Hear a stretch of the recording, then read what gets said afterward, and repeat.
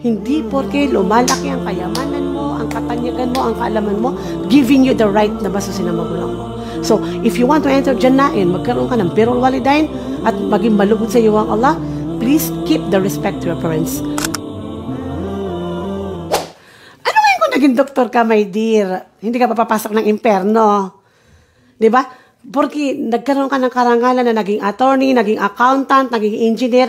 Ala, bawal na magdesisyon ng nanay at tatay mo. Hihintayin si engineer. Maybe, yeah, some parents are, mashallah, sobra nilang i-boost yung respect nila sa mga anak nila. Pero I think sometimes hindi siya nakakatulong. Yung, gusto na hindi kami makadesisyon kasi si engineer wala pa. So yung lahat ng tao sa bahay, nawala na ng kwenta, ang kanilang mga panukala, wala ng kwenta yung kanilang mga opinion, kasi si engineer hinihintay, kasi si doctor hinihintay. Is this the sunnah? Subhanallah, the Sahaba radiyallahu anhum, nagkaroon sila ng leadership na naging governor sila, naging khalif sila, naging very rich sila, pero never nilang ginawa ito. Never nilang ginawa ito.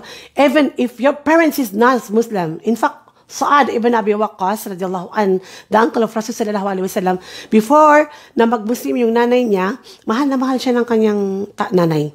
At sa sobrang pagmamahal niya kay Sa'ad bin Abi Waqqas, radiyallahu an, she swear, sabi niya, fa wallahi al-azim, pag hindi mo iniwanan ng Muhammad at hindi ka bumalik sa ating relihiyon, ang dami nang sinabi niya yun. Anong sinabi ng Sa'ad bin Abi Waqqas? Kasi nakikita niya na nag-emote na yung nanay niya at ginagamit niya yung pagmamahal niya. Anong sabi ng Sa'ad bin Abi Waqqas? Well, I'm sorry, ma.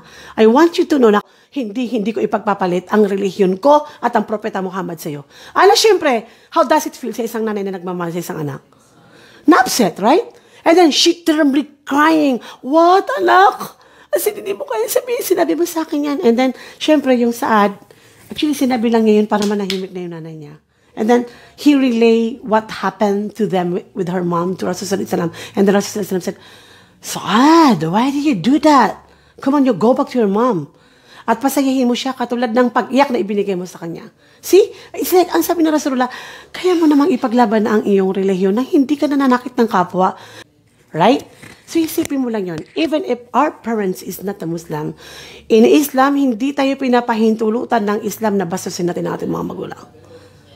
Na ano pa kaya kung ang nanay mo ay Muslim? Ano pa kaya kung ang nanay mo ay matanda lang na nagmananampalataya sa Allah na walang alam? At dahil nagkaroon ka ng anak na nagtapos ng pag-aaral, wala nang boses sa pamilya. Wallahi, ladim kayo ng mga ganyan. Especially the professional. How dare you doing this to your parents? Hindi kayo pinag-aral para mambastos kayo ng tao. At mas lalong, hindi kayo pinalaki ng mga magulang ninyo para mawalan ng boses ang inyong mga magulang. Kaya nga sinabi ng Allah, and lower your wings with submission and humility to your parents. Because that is your Jannah. Ito yung mahirap eh. Pero kasi alam ko na sa eskwelahan, hindi itinuturo na maging submissive tayo sa ating mga parents. Hindi itinuturo na maging ganyan. Iba yung itinuturo, right? Pero Muslim ka, my dear. Huwag mong kakalimutan na bago ka maging engineer, ikaw ay Muslim. Ikaw ay tumitibok ang puso mo sa la ilaha illallah. At alam mo na sa Islam, pinakamalaking kasalanan is yung maging salbahi sa magulang. So please, no? Hindi porke lumalaki ang kayamanan mo, ang katanyagan mo, ang kaalaman mo, giving you the right na basusin ang magulang mo.